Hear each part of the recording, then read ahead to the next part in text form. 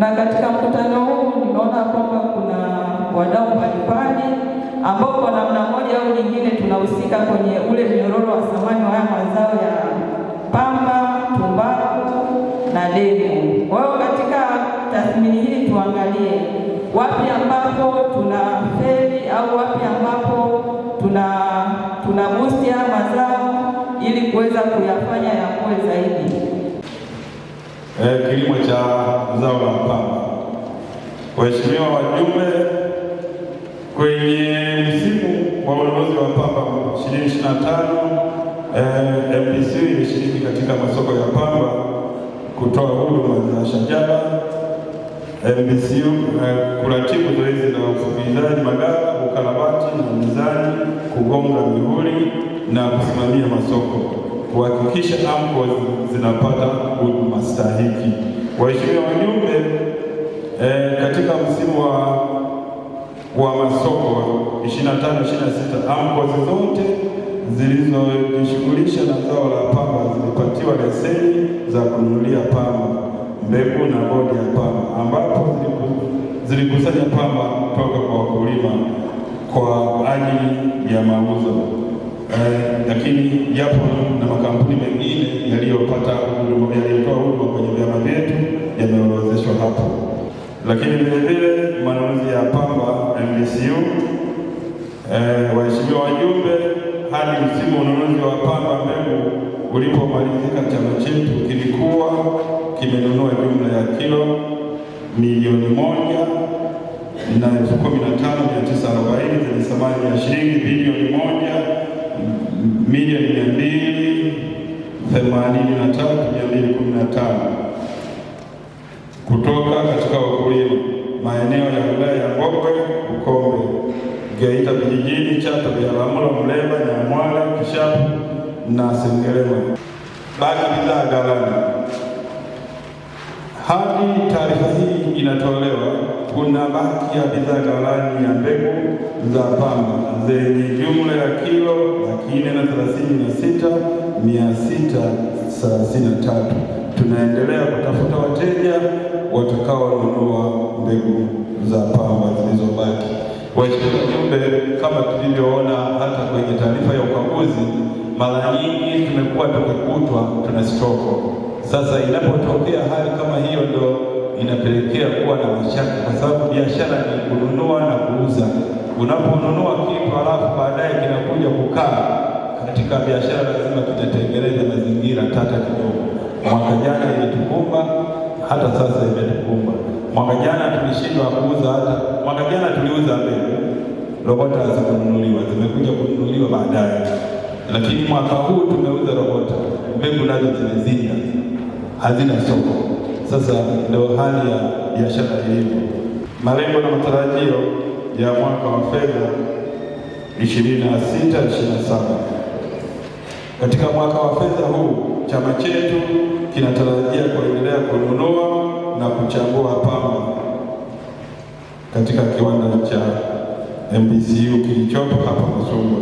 Tunatarajia kununua kiasi cha kilo milioni 5 zenye thamani ya bilioni 9 endapo hali ya zao itaenda ikalimwa na tukapata vizuri. Taarifa ya mapato na matumizi kwa mwaka wa fedha 25-26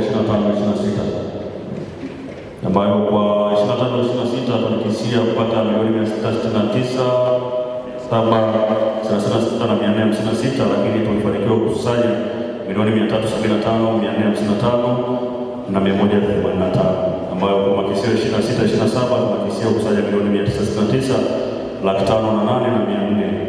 Kwenye gharama matumizi, jumla ya matumizi 25-26 tulitarajia kutumia milioni 532,502,647, lakini tumetumia milioni 275,188,402, lakini kwa msimu 26-27 matarajio ni kutumia milioni 817,82,100.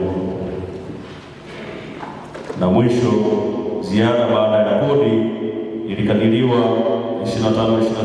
milioni 75,63,667 senti 70, lakini iliyopatikana ni milioni 70,186,747,747 na senti 88, inayokisiwa inayotarajiwa milioni 106,698,440.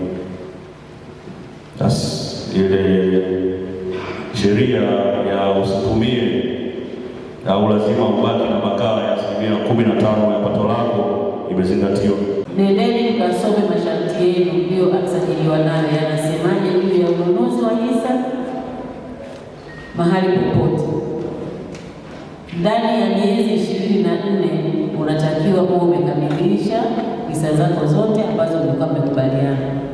Ziwe zile za AMCOS zote zinatakiwa ndani ya miezi 24.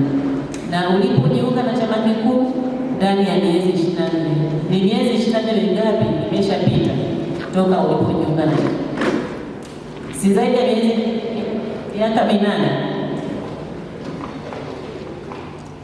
19, 20, 21, 22, 23, 24, 25, 26. Shilingi 500,000 inakushinda miaka 7 sasa. Kweli? Kwa hiyo mwenyekiti, mimi nadhani kwenye ule msemeno unakata pande zote.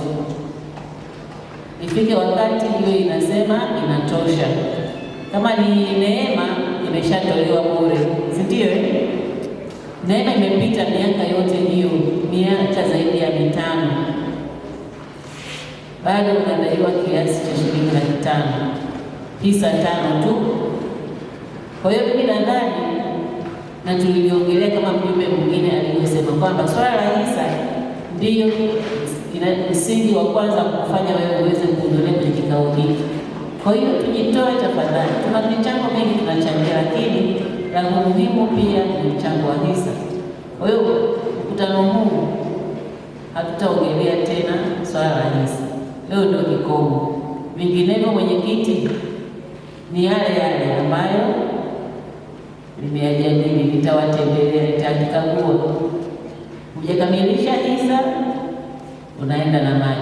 East African Spirits Company Limited ni kampuni inayojihusisha na uzalishaji wa pombe kali na bia. Kampuni hii ilianza mnamo 2018 ambapo ilianza na line ya plastiki. Tulianza uzalishaji wa bidhaa yetu inayoitwa Diamond Rock. 2019 tukaanzisha line yetu ya line ya glasi ambao tunazalisha bidhaa yetu pendwa Hanson's Choice. 2023 ndipo tulipoanza ku blend na ku manufacture beers zikiwa ni Hanson's Light, Goldberg, Basembi ambayo imeunga mwaka 2024 na Hanson's Dry iliyoanza uzalishaji mwaka 2025. Bidhaa zetu ni bora, salama, zimethibitishwa na TBS, lakini pia zina key element au niseme ni zina sifa kuu ya kutokuwa na hangover, kutokuwa na harufu mbaya, na pia zina bei nafuu kwa kila Mtanzania.